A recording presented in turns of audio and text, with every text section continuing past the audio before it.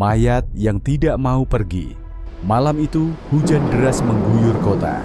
Rina, seorang perawat muda yang baru saja diterima bekerja, melangkah masuk ke Rumah Sakit Harapan Sejahtera.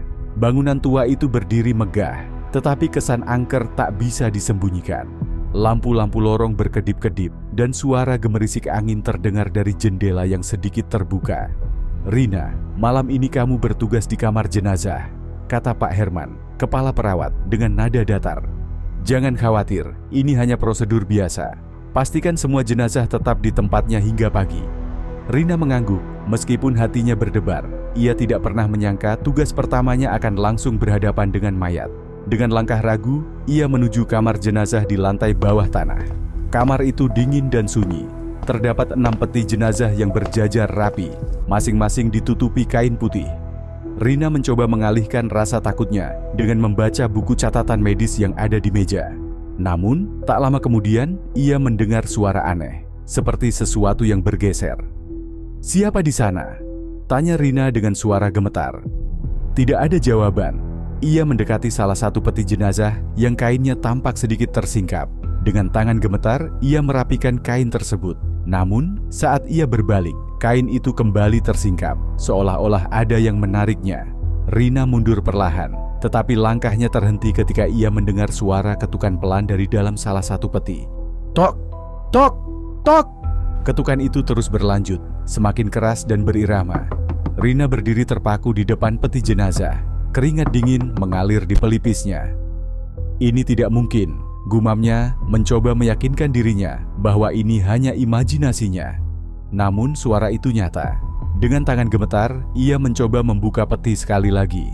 Kali ini, ia melihat sesuatu yang tidak ia perhatikan sebelumnya. Jari-jari mayat itu tampak sedikit melengkung, seolah-olah baru saja bergerak. Rina mundur dengan cepat, hampir terjatuh. Ia berlari keluar dari kamar jenazah, mencari Pak Herman. Namun, lorong rumah sakit terasa lebih panjang dari biasanya, dan langkah kakinya bergema dengan suara yang aneh, seperti ada yang mengikutinya. Ketika akhirnya ia menemukan Pak Herman di ruang perawat, ia menceritakan apa yang terjadi. "Pak, ada sesuatu yang aneh di kamar jenazah.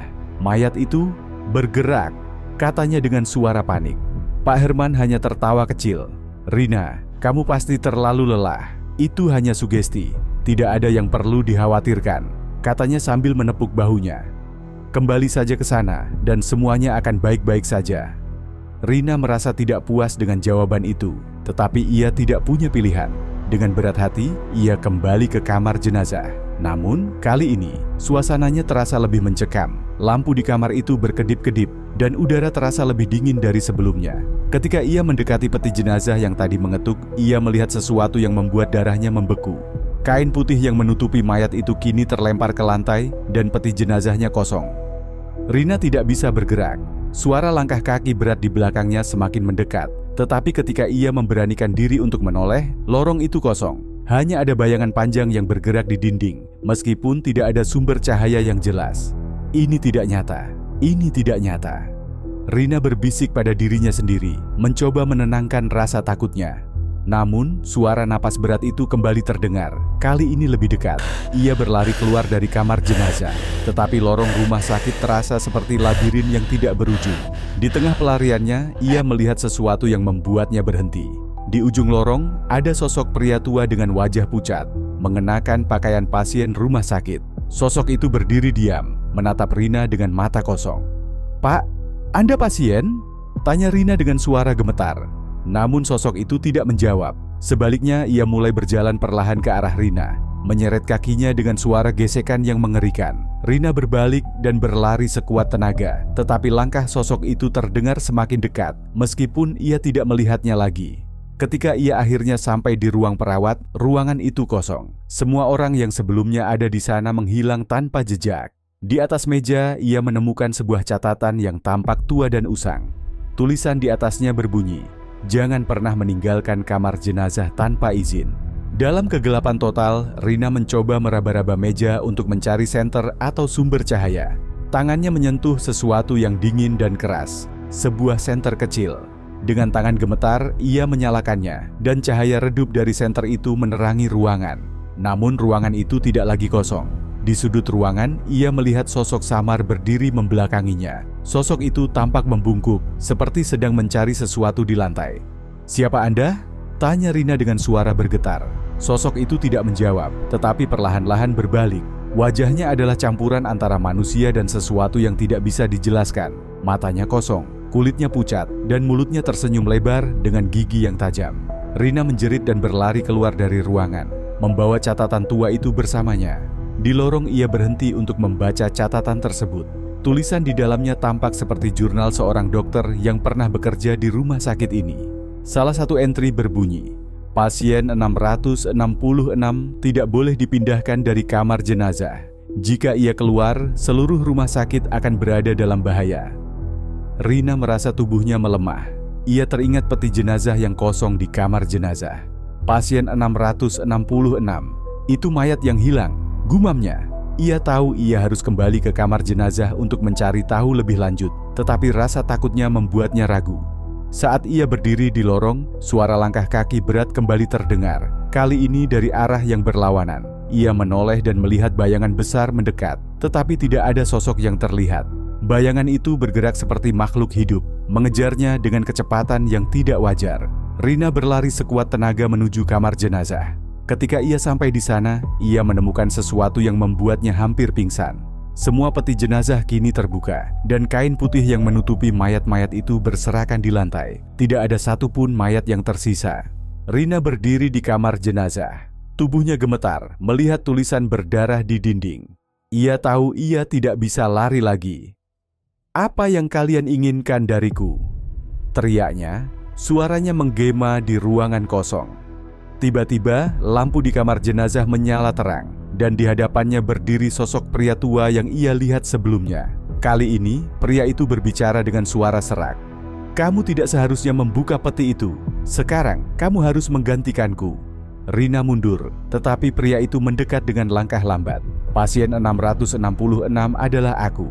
Aku terjebak di sini selama puluhan tahun, dan satu-satunya cara untuk bebas adalah dengan menemukan pengganti," katanya sambil tersenyum menyeramkan. Rina mencoba melawan, tetapi tubuhnya terasa berat, seolah-olah ada kekuatan yang menahannya. Ia melihat bayangan besar di dinding bergerak mendekatinya, menyatu dengan tubuh pria tua itu. "Tidak, aku tidak mau!" teriak Rina. Namun, sebelum pria itu bisa menyentuhnya, Rina melihat catatan tua yang masih ia pegang. Ia membaca entry terakhir dengan cepat. Pasien 666 hanya bisa dihentikan dengan mengunci petinya kembali dan membakar kamar jenazah.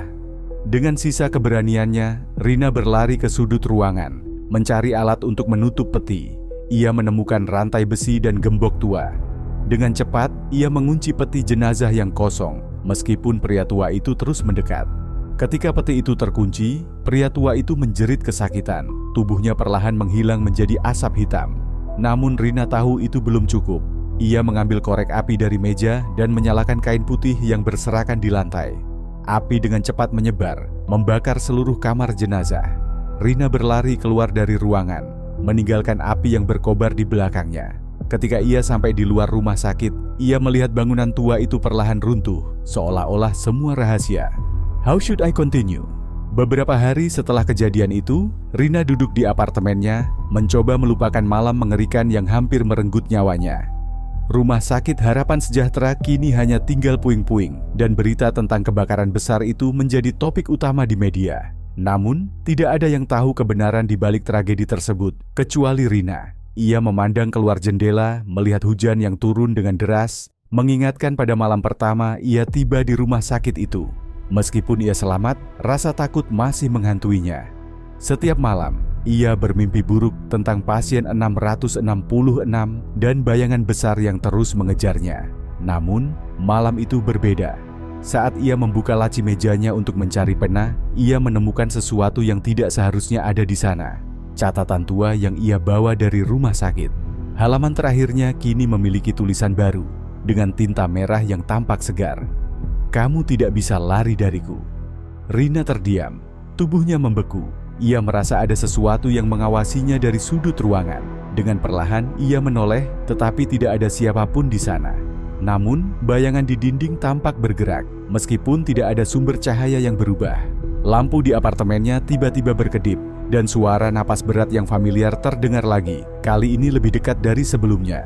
Rina menyadari bahwa teror itu belum berakhir. Pasien 666 masih mencarinya. Beberapa hari setelah kejadian itu, Rina duduk di apartemennya, mencoba melupakan